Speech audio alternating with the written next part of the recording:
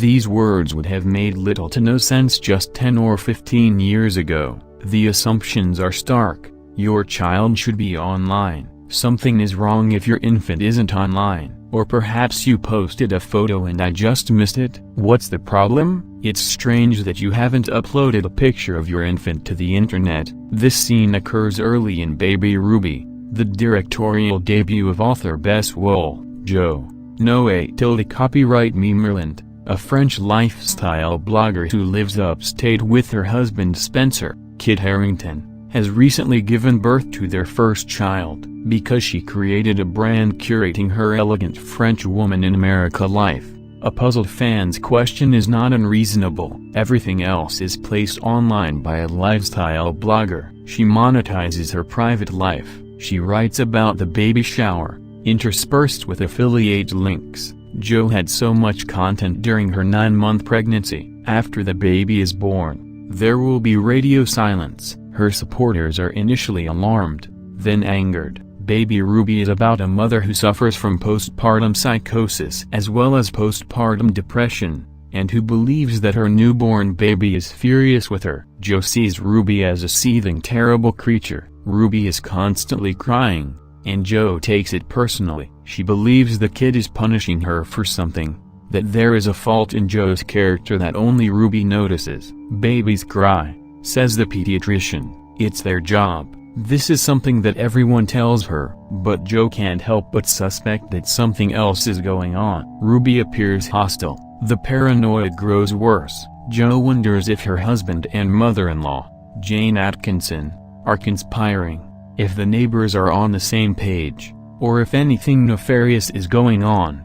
Wohl maintains the film in tight first person, so Jo's progressively fearful state is visible, with many of shock cuts and hallucinogenic elements that make it difficult to tell what is genuine and what isn't. With each passing instant, the likelihood that the entire film is Jo's delusion gets stronger. Is she really going for mom drinks with the effortlessly beautiful gang of local women who run every morning with baby carriages in front of them? Spencer appears to be a good guy, and while his mother may be a little overbearing, they are also rightly concerned. Or it could all be a ruse for some Rosemary's Baby-style plot. Jo just isn't sure. We can't either. Baby Ruby is a high-pitched melodrama horror, and the relentless excitement becomes exhausting. The film's nerves grow strained to the point where there is almost no feeling left in them. The dread becomes monotonous and repetitious. The fear in Rosemary's Baby arises from the fact that,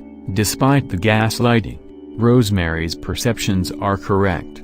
Something nefarious is going on. The neighbors are up to no good. Her husband is in collusion with evil, and something is amiss with her kid. Baby Ruby clearly intends to communicate something about the difficulties that many new mothers encounter, but the horror trope has a particularly the pot boiling on the stove drain the strength from the underlying message. A film can only have so many did I just dream it or did it really happen moments. There are only two legitimately unsettling effects in Baby Ruby: Jo's shadow on the wall and her reflection in the glass. These are fascinating and profound moments with immense symbolic weight, but they stand alone. I keep coming back to the fans' query about why Jo's baby isn't yet online. Bess Wohl did not hire Jo as a regular employee, such as a teacher or an accountant. Wohl chose her to be an influencer for a purpose. Jo established herself as an expert on a variety of topics,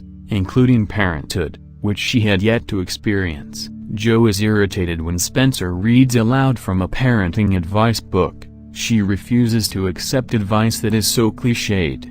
Thank you very much. She is not a cliché, she is unique. She doesn't need a book from the 1980s to instruct her what to do. That advice will be out of date and probably problematic as well. Jo will be the avatar of motherhood for this ostensibly freer generation. Baby Ruby has some real bite in this charged arena of cultural observation entitled girl boss culture. The pick-me girl turned new parent, the private citizen acting like a celebrity/expert, and not as much bite as Ingrid Goes West, but close. Unfortunately, these aspects are presented as filler rather than the main action. Instead, We watched Joe seeing horrific things and then waking up to realize it was all a dream, though perhaps it wasn't. Birth is a physically terrible experience. Both the body and the mind require rest. Hormones rush through the mother's body as internal and external forces mount. You're supposed to be in a good mood. You are expected to be good at mothering right away. It is expected that you will shed the baby weight.